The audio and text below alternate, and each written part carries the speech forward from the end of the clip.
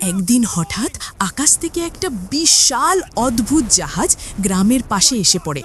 এত বড় জাহাজ দেখে গ্রামের মানুষ ভয়ে চিৎকার করতে করতে চারদিকে দৌড়াতে শুরু করে। কিছুক্ষণ পর কয়েকজন সাহসী লোক এগিয়ে আসে আর সবাই মিলে অনেক কষ্ট করে জাহাজটাকে টেনে জঙ্গলের ভেতরে একটা উঁচু জায়গায় নিয়ে রেখে দেয়। কিন্তু আসল রহস্য তখনই শুরু। জাহাজটা নিজে থেকেই নড়তে থাকে আর ধীরে ধীরে জঙ্গলের গভীরে চলে যায়। মীরা এটা দেখে অবাক হয়ে যায় আর কৌতূহল নিয়ে জাহাজটার চারপাশে ঘুরতে থাকে। হঠাৎ কয়েকদিনের মধ্যেই গ্রামে ভয়ঙ্কর বন্যা, চারদিকে পানি, মানুষ চিৎকার করছে, কেউ বাঁচার উপায় পাচ্ছে না। ঠিক তখনই মীরা দৌড়ে আসে আর সেই রহস্যময় জাহাজটা নিয়ে গ্রামের দিকে ছুটে যায়। তারপর এক এক করে সবাইকে জাহাজে তুলে নিরাপদ জায়গায় নিয়ে যেতে থাকে।